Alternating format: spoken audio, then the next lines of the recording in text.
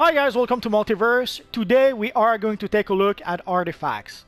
I get quite a lot of questions, either in game, or even on the forums, or even on YouTube about artifacts. And also on the forums, I see quite a few threads from time to time of people who don't quite seem to understand how artifacts actually works. So I'm going to try to make a video to try to explain at least the broad stroke of what artifacts are, what they're used for, and how to get them mostly. If there is one mission that's called the Oblivion Bar that you can get in the on-duty menu. Sadly, I've already played this mission with this character, but basically if you go into the Events tab on the on-duty menu, usually you will see a mission that will be called the Oblivion Bar. And that's where, playing that mission, that's how you can get your very first artifact. If for some reason you don't have that mission, I'm not sure why you wouldn't have that. You would not have it if you never played the mission. But if for some reason you want to have artifacts, you can come and see your friend John Constantine. So as you see, John Constantine has a few artifacts here. Basically, the reason why we don't see all the artifacts is that I've purchased so far 4 artifacts with my multiverse character, and there's 4 other artifacts that I did not purchase just yet. And also you can see that our friend Constantine is selling some nth metal. I strongly suggest do not waste your marks of victory purchasing nth metal. It's really pointless, especially considering that like this one for 25 of marks of victory barely gives you 10 experience, and this one barely gives you 20 experience. When your artifact needs like 1500 experience just to go from one level to the next, 10 or 20 experience, that is nothing. So if you need to purchase additional artifacts, you can see your friend John Constantine right here. Basically right now with this character, I have 4 artifacts. Let me put them aside so that we can see what we're talking about. So if we look into our inventory, we can see that there's 2 slots in our inventory now that is assigned for nothing else but artifacts. So in those 2 slots here, the only thing you can put in there is your artifacts. The short end, people have been asking, what are artifacts used for? The short answer to that is that it gives you additional stats. Like you can see right now, the Entwined Rings of Azar gives me 1237 extra health and 64 extra vitalization. And it gives me also 3% health, 1% vitalization, and 1% precision. And whenever I use a group power heal, it grants me and my group health up to 12% of my vitalization. And once I manage to upgrade the artifact to 120 to level 120, I will be able to give 16% of my vitalization and health to the group. As you can see, the artifacts can go up in level as time goes by. Let's use the scrap of the Soul Cloak as an example. So once you start with your artifact, usually your artifact will be level 0. So once you reach level 20, you have to break through. You have to use what is known as Catalyst to be able to break through rank 20. Then you have to reach rank 40, then rank 60, then rank 80, then rank 100, then rank 120. Rank 120 is the maximum level your artifact can have right now. So you can see right now this artifact has rank 32, this one is rank 80. This is the latest one that I've upgraded. This one has rank at 99, I'm close to being at 100. And this one has rank 100.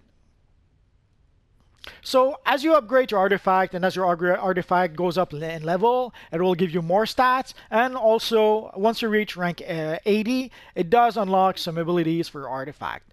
For example, when the scrap of the Soul Cloak will reach rank 80, it will give me Soul Tap. Soul Tap will increase the maximum supercharge and supercharge generation by 18%, and it will increase it to 24% at rank 120.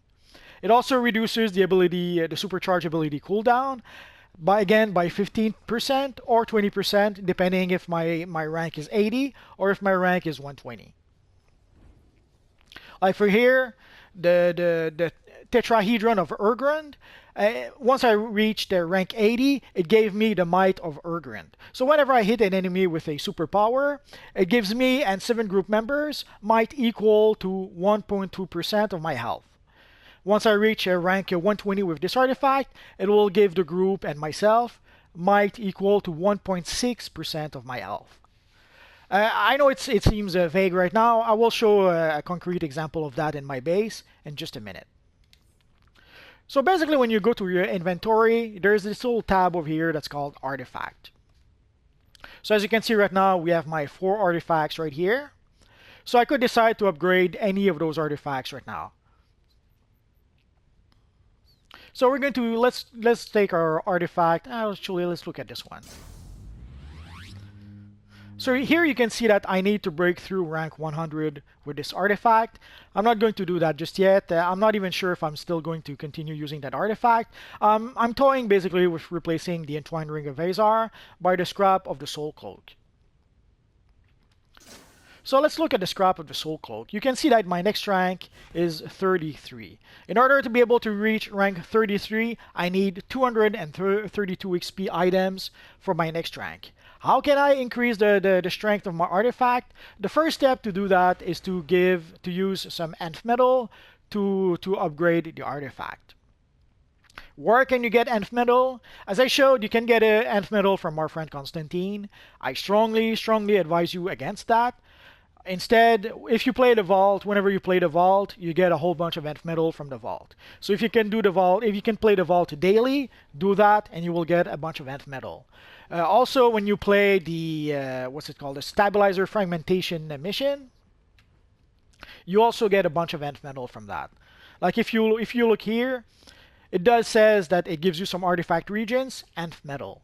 So again, playing this mission every day will grant you some nth metal. So the first step is play the stabilizer fragmentation every day and play the vault as often as you can. If you're a legendary player, you can play the vault every day. If you're a premium or free-to-play player, yeah, you can only play the vault a couple times a week. So do that whenever you get the chance, and you will get nth metal from those.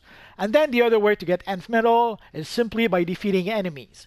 As you defeat enemies, you will gather nth metal, and eventually you will have enough nth metal to be able to upgrade your artifact.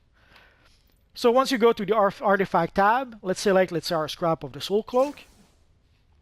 And let's see, if I select all those raw nth metal, it will give me 100 experience to my artifact. So let's select a few more. So I still need 52 XP to the next rank.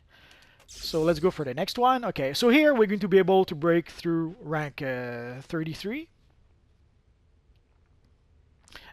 So let's fortify. So right now our artifact is rank 33. So we're going to need 239 XP to go to the next rank. So you see why I'm saying that getting some nth metal that gives you 10 or 20 XP is pointless. It's because, and right now that's rank 34, we only need 239 XP for the next rank. So let's try and do that. So we were able to raise the rank of our artifact to 34, and the next rank will be 35. Let's look at another artifact, for example.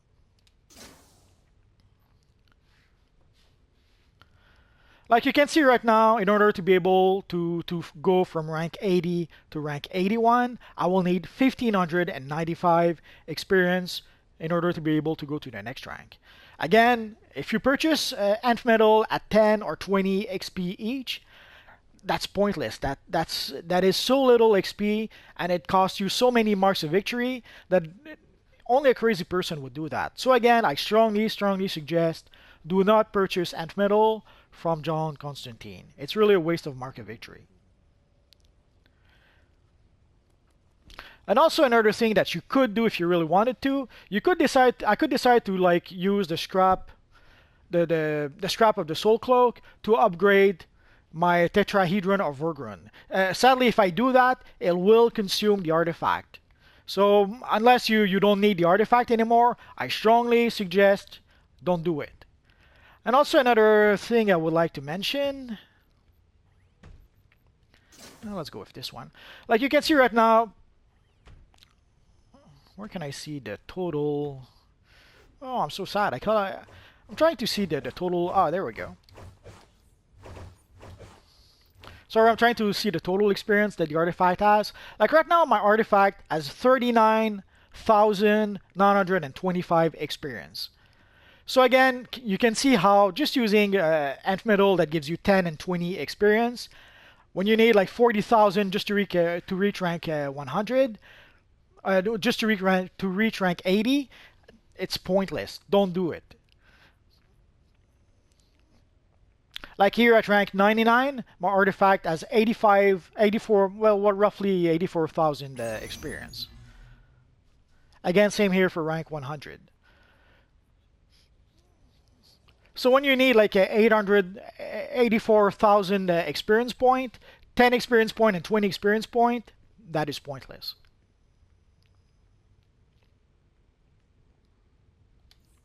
So let's go to our base and I'll try to show you a concrete example of what the artifact actually do. Let's go to the training. Let's go to my training layer just for that. So I'll show you a few of the artifacts that I have.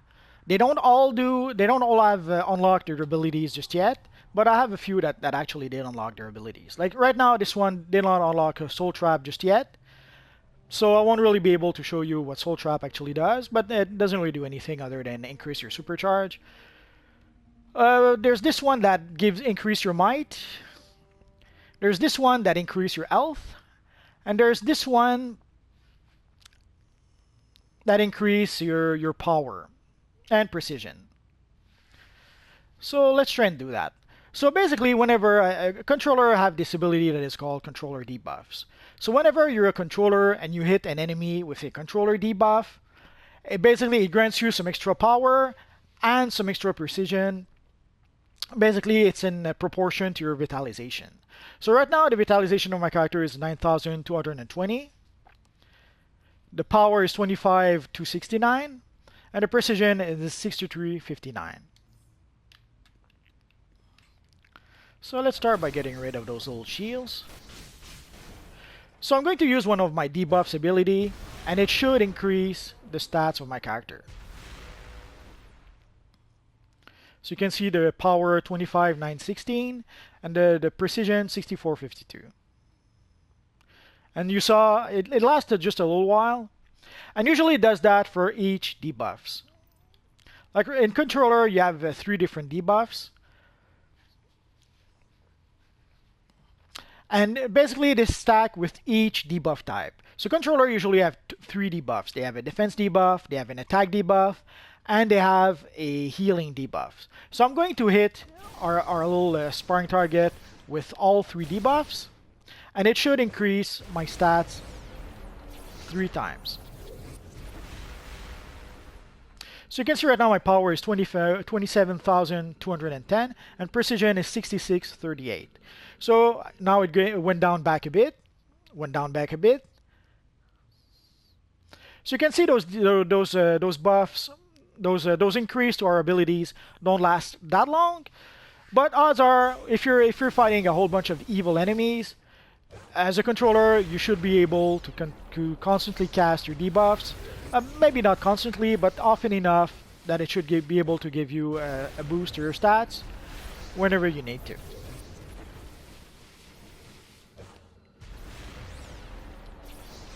So basically, as you fight the enemies, you will cast and cast and cast your debuffs. And in the case of this artifact, it will increase the power and it will increase the precision to everyone, not just to yourself, but to everyone in the group. And so as you saw, after a while, it went back down to its normal stats. So let's take a look at another example. There is also the Entwined Rings of Azar. So again, as you saw, the Entwined Ring of Azar gives extra health to yourself and everyone in your group, but that is when you cast a group power heal. Basically, in this case, the group power heal is my very first ability on my loadout. So if we look at my health right now is 35,203. And now it's 36,364. So whenever I use my debuffs, my power heal, it raises the health of not just myself, but everyone in the group.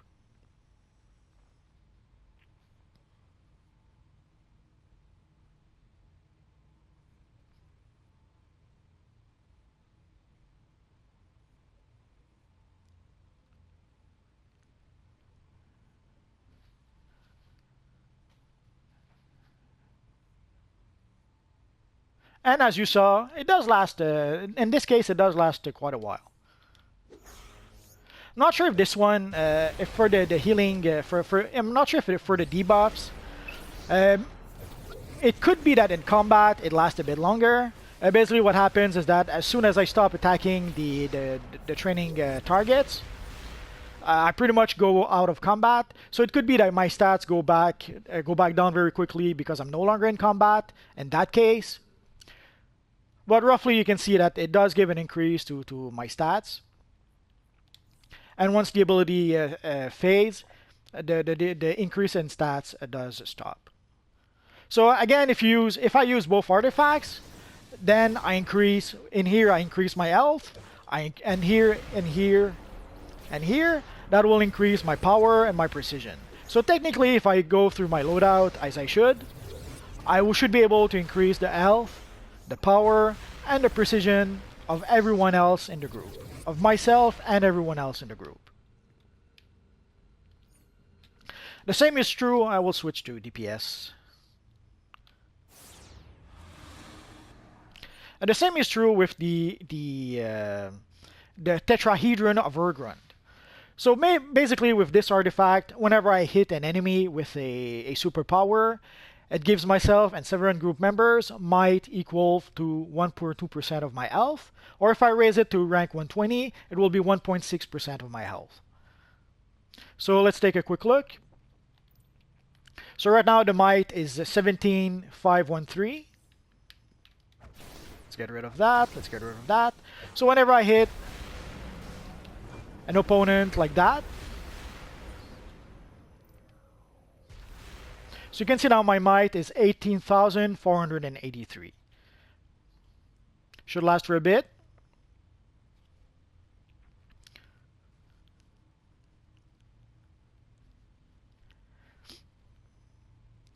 So roughly what those artifacts do, as a rule of thumb, is that they give extra stats to your character. So again, the artifact itself, once you equip it, gives extra stats to your character. But again, once you, in the case of some artifact, once you use them, you also give extra stats not just to yourself, but to your entire group. But there are exceptions to that. Like in the case of this one actually all it does is that it increases your supercharge and your supercharge cooldown.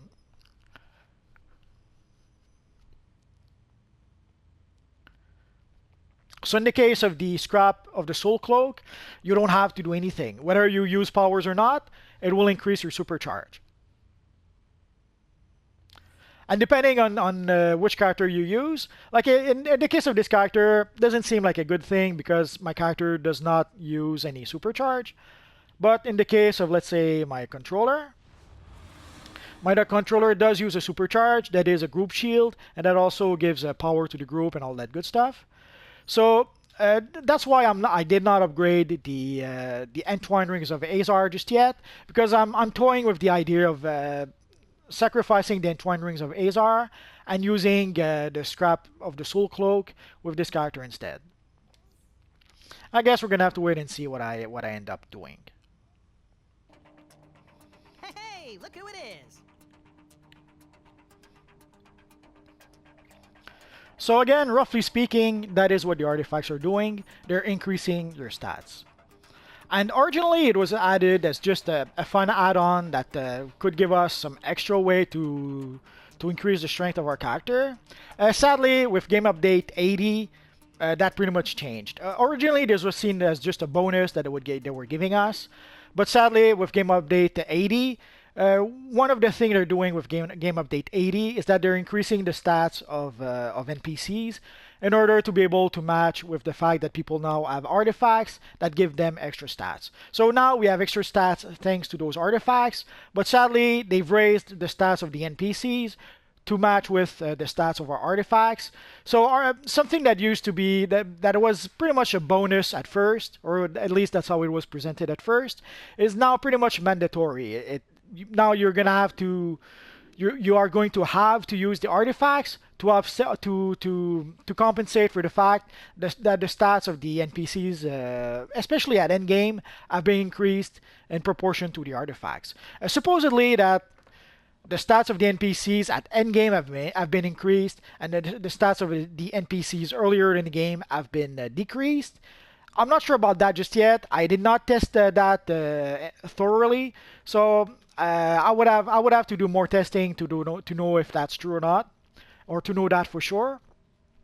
But basically, the roughly the idea was that to increase the stats at the very least of NPC at endgame, to make up for the fact that now we have artifacts that gives us extra stats. So sadly, they gave us extra stats on one hand, but now they're increasing the strength of the NPCs so that the extra stats are now mandatory. So I hope this made some sort of sense to you guys. I know from experience that a lot of people are a bit confused about those artifacts, and a lot of people still have a lot of questions concerning those artifacts. If that's the case, if you guys have any questions concerning the artifacts, don't hesitate. Ask so in the comment section down below, and I'll see what I can do about answering your questions. Also, if you need more information about how to break through, I have a handful of videos already that show how to break through with your artifact. So I would strongly suggest that you look at those videos. And I also have videos where I played a John Constantine mission that gives you your very first artifact. Like I have a video, I think that's labeled like how to get artifacts. So again, don't be afraid to look through my videos for more videos about artifacts if you need more information on the subject. Why did you place that there? So that's going to be it for now, guys. So as always, thanks for watching, and hopefully I'll see you guys next time. Bye-bye.